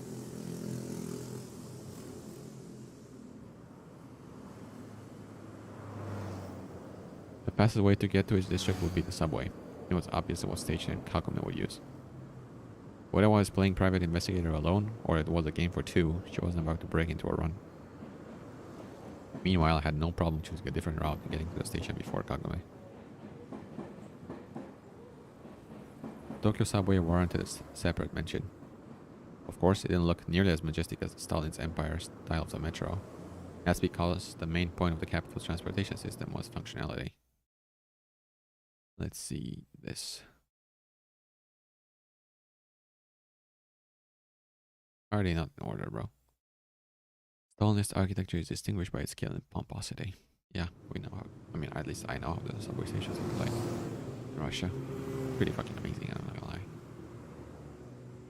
Subways themselves? Not really. The stations? Hell yeah. An enormous number of stations and line changes, hundreds of kilometers of railways, integration with the suburban railway. Mitsu and I got to school on foot, so I didn't bother with this human anthill all that often. I guess somewhere deep inside it scared me, as did many things Japanese. Starting with the fact that, standing in a carriage, I was a good head and a half taller than the majority of people there. This time around, the crowds of people were actually beneficial to me. It would be harder for Kagome to notice me even if she were to look. This time, I didn't have to wait long. Iwamura arrived at the station's entrance right on time. Maybe she really was held back by something at school. I boarded the carriage next to hers. So far, everything was going according to plan. I got off at the exact same station I had been on yesterday. Ichigo's not here either. Gotcha. Now she wouldn't be able to talk her way out of it. Wait. Maybe something happens if I click on them. I'll try next time. Narrow streets were giving way to each other. It was getting harder and harder not to lose sight of Kagome, considering that it was dangerous to get too close. One turn, another. The only thing I found in front of myself were lines of fish merchants and a bunch of local kids. I stopped and looked around. Iwamura was nowhere to be found. For fuck's sake. I swore aloud, earning an array of disapproving glances from the old women at the stall. How ill-mannered of you. A familiar sigh resounded from behind. It was Kagome. Ow, but it was useless to say anything now. So I just waited for her to tell me something. You know, I could have just ignored you, Kagome said thoughtfully. But you don't look like someone to be worried about, so I'm asking you straight. What do you want? She became herself again, that haughty, annoyed expression back on her face. But man, how much her situation had changed in just a couple of hours. There on the roof, I was interrogating her, convinced of my righteousness. And what now? They've been following a schoolgirl for quite a while, in Japan no less. Sure to go to the police, my problems wouldn't look so important compared to the possibility of a harassment lawsuit on my hands. I told you already. But I had to put a brave face on this sorry business. Or do you think I believe you just like that? A slight smile appeared on Kagome's face. Aren't you persistent? Of course. But I've already said everything I wanted. And there went her cold disdain again. Why the performance then? Could have just called the police like yesterday. How did you even notice me so easily? It's a habit. Habit? Wait for what? You wouldn't understand. She suddenly lashed out. You don't get harassed every single day. Harassed? Why would anyone harass me? What are you even talking about? I flared up as well, and even though I noticed Kagome grow sadder, I didn't think much of it. It doesn't matter. She stomped her foot, which for some reason very strongly reminded me of Yumi's. If only it was as simple with Kagome as it was with her. We aren't finished. We are. Kagome walked quickly along the waterfront, clearly heading to the gifts of the sea. I was trying not to lose her, lagging a couple meters behind. As you can see, I'm not going anywhere, I shouted. Probably louder than I should have. She stopped abruptly and, facing away from me, said with straining her voice, "What do you all want from me? Why can't you just leave me alone? It's not like my life isn't difficult enough without you. You have no idea how normal people live. What do I have to do with any of it? I'm actually a pretty normal guy." Kagome didn't respond. "Listen, I understand it's not easy for you, those punks at school and all that. But believe me, I'm not like them at all. I'm not here to bully you. Just so happen that you are most likely somehow connected to a matter that directly concerns me." Kagome didn't respond. God damn it, do you think I'd mess with you if I had a choice? Yeah, sure, it's hard for you. And I'm just here having the time of my life. Oh, whatever, you don't want to talk? Fine. I turned around and started to quickly walk to the station. Wait. Kagome's voice, barely discernible behind the sound of the sea, reached me. Well? I fired a quick question, walking back to her. You first. Iwamura said stumblingly, avoiding my eyes. Me first what? First you tell me what you need from Akira Moriyuki or Akira Shinji. What's your business with them? At the moment, Kagome wasn't giving me any cause for concern, so why couldn't I tell her the truth? Or at least a part of it. I recently found out that Akira Shinji used to work together with my father and another man at Kobayashi Corporation. I have some questions to ask him. And what are those questions? Now Kagome was curious. Sorry, I don't want to say it's none of your concern, although maybe that's the case. It's just, I just want to put you in danger? To be honest, I didn't really give a damn about her. These thoughts evoked a viscous feeling of shame somewhere deep inside of me. It's personal information. Oh, so picking my brains for info is okay, but your highness may keep any secrets he pleases from the pitiful peasants? No, that's not what I meant at all. Kagome returned to square one. She was so fixated on her own problems, she exploded each time anything reminded her of them. Fine. Simply had no other choice. I recently learned that there was a lot I didn't know about my father's work. Well, I didn't really know anything. I received a strange note. Strange people had been calling me in the middle of the night. I'm trying to figure out what's even going on. I managed to find father's old colleague. He recommended me to look for Akira Shinji, who was supposed to know more. A note? A call? What are you trying to drag me into? I'm not dragging you into anything. Just a minute ago you knew exactly nothing about any of it and were perfectly fine. Well, that was a dumb thing to say. I mean, you have nothing to fear. You're not connected to me or my father in any way. Yes, but... God, what have I done to deserve this? I am kind of connected to Akira. Both Akiras. I gave Kagome a surprised look. Was it really so simple? But she looked like she'd already said everything she wanted, and was now just intently studying the waterfront's pavement. Ramura-san? Was that too formal? She did, however, respond. Akira Shinji is my father. He really did work for Kobayashi Corporation. But then he was laid off and has to help my granddad now, Akira Moriyuki, in the restaurant. What's so secret about this that you couldn't tell me before? Just because. Kagome scowled. Why do you and your dad have different surnames? He and my mother broke up when I was little, and I've been living with her under her maiden name. But mom died recently, and I moved in with dad. I'm very sorry. Yeah, sure you are. No, I mean, you're right. I didn't know your mother, don't know your father, or even really you. But what do you want me to say? Oh, brother, what do you want me to say? Would you rather I kept silent instead of showing fake sympathy? It's the proper thing to do. Kagome wasn't ready to agree with anything ever. But she knew I was right here, so he just ignored my remark and kept talking. I don't know anything about father's work, but he's not that old. He could find a job in his field, but no one would hire him? Yes. He nodded. This is all very strange. Well, thank you, Sherlock Holmes. Am I to be your Dr. Watson? She pulled the tips of her hair into her nose, making them look like a mustache. I involuntarily smiled. Well, if you want to be Watson, I'm okay with it. Onwards we go, to Gifts of the Sea. No, Kagome responded, immediately returning to her normal disposition. Why not? There's nothing for you to do there.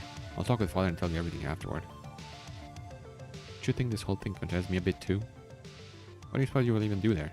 You don't know anything yourself. Well, that's true, but... That's that then. See you. Kagome wait. I grabbed her by the arm and immediately felt her tremble. Which was more natural to her, I wondered. Oh. Which was more natural to her, I wondered. The physical contact or being addressed by her first name? Sorry, I didn't mean to. Kagome froze in place, her arms thrown around herself. She somehow seemed to grow even smaller. Come on, it's not that bad. You aren't going to leave me alone, are you? I asked quietly. As you can see. Fine. Let's go. Getting to Gifts of the Sea took a bit more time than I expected. Probably because yesterday I got back to the station mostly at a running pace. Did you really have to call the police yesterday? Kagome shrugged. We may have a common interest here, so don't act like that. She raised her head and gave me a surprised look. What do you mean? Act like what? Whatever. Get it. I waved my hand so hard it accidentally hit a car that had been passing by. A fat fish flopped down onto the road. Slid down the pavement, and only miraculously it didn't hit anyone. God damn it. I ran after it and into a fat lady in a kimono, the force of the collision pushing me to the side. Maneuvering between people, I caught up to a runaway fish. But when I came back to Kagome, the car was long gone. Are you alright in the head? The girl burst out laughing with a genuine heartfelt laugh, momentarily forgetting about everything that had happened between the two of us, and anything that could still happen. Embarrassed, I turned away, feeling myself blush. Here, for you. I stretched the fish out to Kagome. A nice mackerel, thanks. I knowingly examined the fish. Just don't expect me to cook something out of it. I didn't really. You've got a friend for that. Catherine? Catherine again? The one with the red hair? She died or something? How do you know about Himitsu? By virtue of not being blind. Well, I guess. You must be good at a cook. Can you talk? You must be good at cooking too? Must be. Gave a short reply and immediately added, "Here we are." Today, the restaurant of Kagame's grandfather turned out to be open and packed with people. Well, I haven't exactly earned a treat, but I'm really hungry. Hope I can at least get some food at your place if I pay for it. Wait here. I'll talk with father and come back. Yomar said in a tone that would suffer no objections. Your wish is my command, mistress. I sat down on the bordered stones, drooling at the smells that reached me from inside the restaurant. At first glance, Kagome didn't have it as bad. Her grandfather owned the restaurant. Her father had held a decently high position at Kobayashi Corporation until recently. Then why was she treated so badly? Even if you can stand up for yourself, the social status always helps. She wasn't at the level of the spoiled douches from our school, sure, but also nowhere near the bottom of society. A penny for your thoughts, young man. Addressing me was a pink-cheeked, noticeably drunk, quite short old man. Just waiting for someone here. A girlfriend, eh? The smile on his face seemed to grow, not grown. Come on, man. Even wider as the narrow line of his eyes almost completely disappeared. You could say so. And in need. Young blood. The old man puttered off, humming an old Japanese song about Katya under his breath. I caught myself thinking that I reacted quite calmly to him. Probably just because I currently had other things on my mind. I was about to go into Gifts of the Sea when its doors flung open and Kagome ran out at them, clearly agitated. They took my father. What? Who took him? She looked at me aghast, her breath heavy. They took father. Who took your father? Took where? Her eyes flashed and Kagome took a step back. It's you. It's all your fault. Hold on a minute. Calm down and think logically. If it's my fault, why would I put on this act? Calling for the voice of reason was useless. Come on, think about it. I'd be the primary suspect. On top of it, I was threatened too. I just wanted to talk. I didn't want to scare you. Sorry.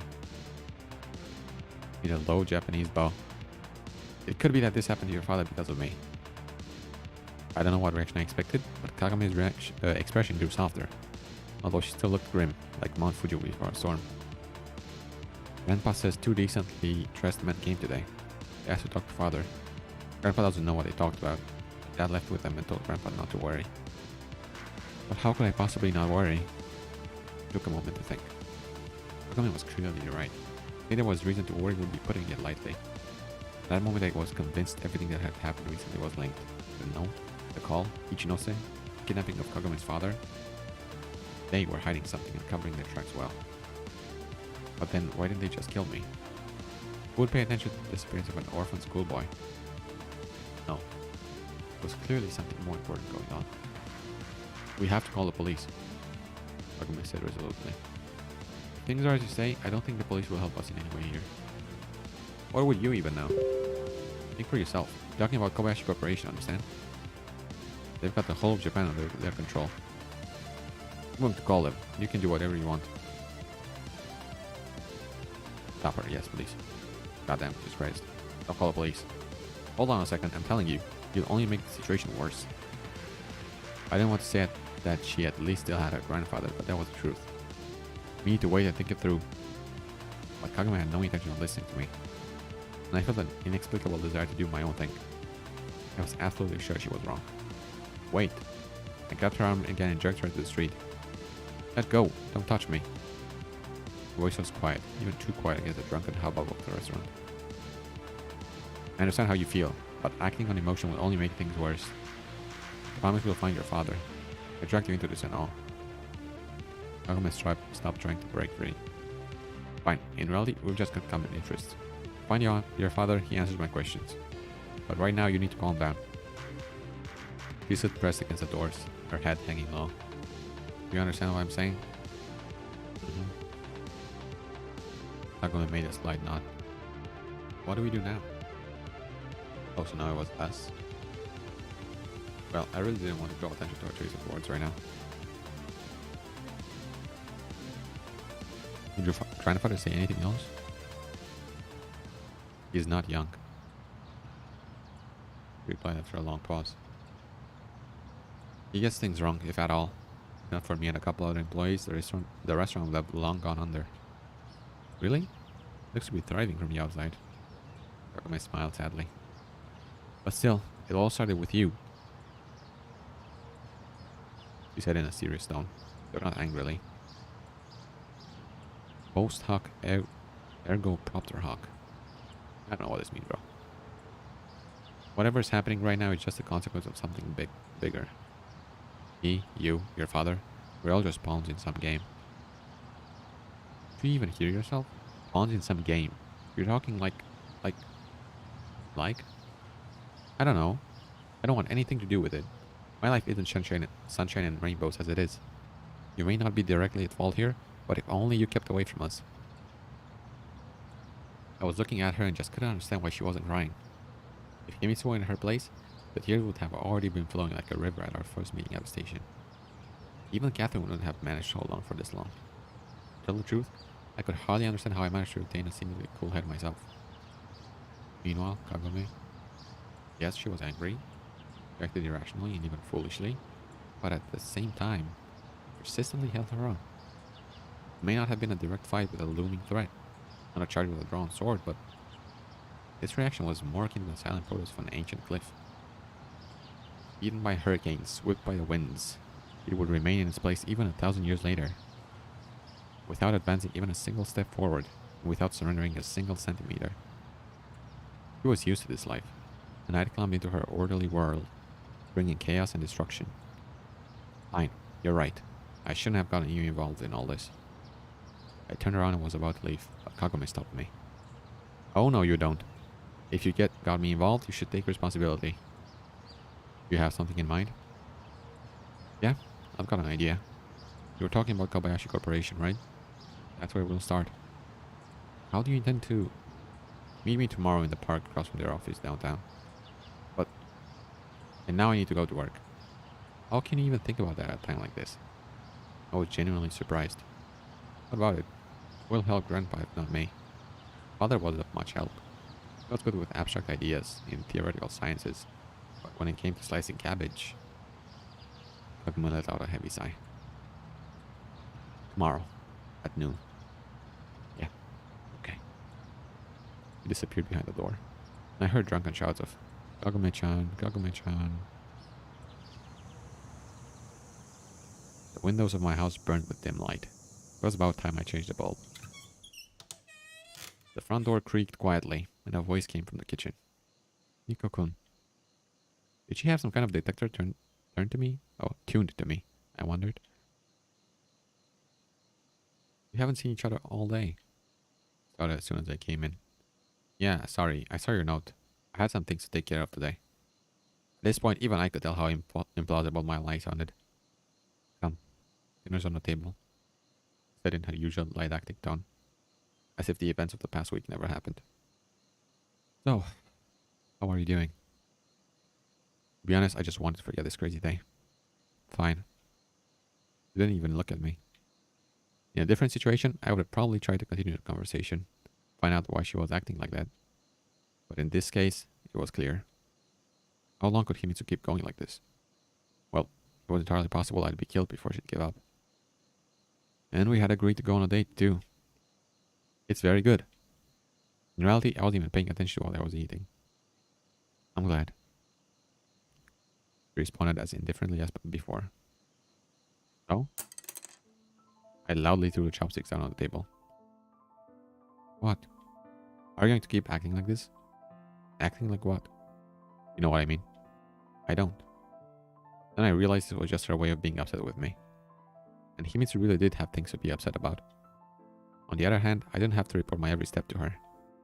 I had a life of my own, a dangerous life sometimes, one which I had no reason to be involved in. You know, you're right. I rose from the table and strolled through the kitchen. Something's happened in the last several days. It was best to tell her now. Nobody knew what could happen next. And forewarned is forearmed.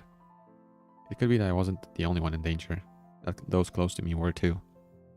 And I had nobody closer than Himitsu. You must have noticed. Himitsu looked at me unblinkingly, with her big green eyes. I'm being watched. To be exact, I came to the attention of some mysterious people or company. They didn't threaten me directly, but there's a reason to believe I'm in danger. Nico-kun. Wait, let me finish. It was hard to look into her eyes, even though for the first time in a long while I was telling the truth. It's all connected to my father's work. Or at least I think it is. And well, it's probably not even about me. There's something bigger going on and just ended up in somebody's way. Ikoku. Himitsu stubbornly repeated, growing ever gloomier. I'll talk to Dad. He'll help. Don't tell anyone about this. I shouted, unexpectedly even to myself. He flinched. You shouldn't. These people, they can do anything. They've got everything bought and paid for. Ikoku, but how can we? I found a man who used to work with my father. Now he's disappeared. He was taken. Because of me, understand? I didn't want to tell her about Kagome. Didn't want to drag Himitsu deeper into all of this. You might be in danger too. If I'm with you, I'm not afraid of anything. You tried to smile. Are you kidding me? Not afraid of anything? How can I protect you if I can't even protect myself? I had to calm down. Sorry. Maybe it's not really that serious. I may be overthinking things. But in any case, don't tell anyone about this. Got it? Himitsu nodded. It's important. She wouldn't tell anyone. She's on pain of death. Alright. I got it. And most importantly, don't worry. I didn't want to scare you. Nikko, I'm glad you told me the truth. Himitsu came up too and hugged me. But that too wasn't necessary, bro. What are these mistakes? Then in the first 4 hours of the game. I carefully caressed her head and pressed her close. For a moment, I felt a burning desire for everything to be how it was, for my former life to return. How could I ever think it was boring? I just wanted to protect you. Himitsu trembled in my arms, crying. Come on, what is it? It's just... Why does it have to be you? You don't deserve any of this. Your parents, Kati-chan, now this. Catherine. It's been a while since I thought about her. Yeah, I'm having the time of my life. Guess that's just my luck. Can I... Himitsu didn't have time to finish, interrupted by the telephone's ringing. In the silence of the kitchen, sounds seemed like the thunder of a coming storm. Still distant, but already inescapable. I need to answer. Nikoko. She hugged me closer. Don't worry, you. They wouldn't call me every day. They've got a secret organization there, not a telephone station, you know. I gently slipped out of Himitsu's embrace and walked through the hall. Hello? My voice didn't tremble, but I felt myself shrink inside. Ryunosuke-san? Who the fuck is Ryunosuke-san? Nikolai. I let out a sigh of relief. Yes, Ryunosuke-san, I'm listening. He was Himitsu's father. Is my daughter with you? Sometimes I really couldn't understand why he was letting Himitsu spend so much time at my place. Surely he could find a better son-in-law. Yes, should I call her? No. He responded after a short pause. Just tell her to go home. Alright, definitely. I hung up the phone and returned to the kitchen. Your father called. He wants to see you. But I can't now. I'm... What, going to guard me? Don't. I'll be alright. I'll close all doors for the night. Fine, but tomorrow I'll come early in the morning. Yeah, about tomorrow. I scratched the back of my head and looked away. I've got some things to care of. I mean, fine. Tomorrow I'm meeting with someone who can help me. We're meeting in the middle of the day in the city center. I'll be alright. I'll go with you. God, here you go again. They're in a difficult situation right now. If we come together, it'll be suspicious. It won't take long. I'll call you as soon as I'm back. Fine. He pouted but conceded. But remember, I'll be waiting. Yes, ma'am. I saluted and smiled. Troubles sleeping come from idleness, was something my father used to say. You're so exhausted at the end of the day that there isn't any strength left to even brush your teeth. Insomnia is never a problem.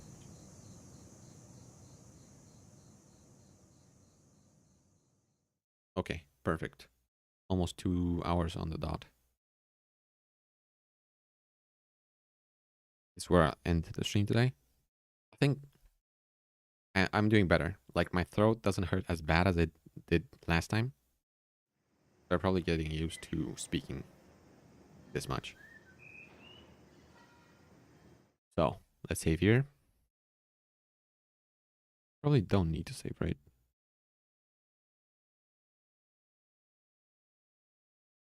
Yeah, probably don't need to save. But I will anyway. Fuck it.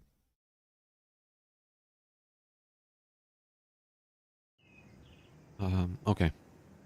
And I'll be back tomorrow. Okay. Um,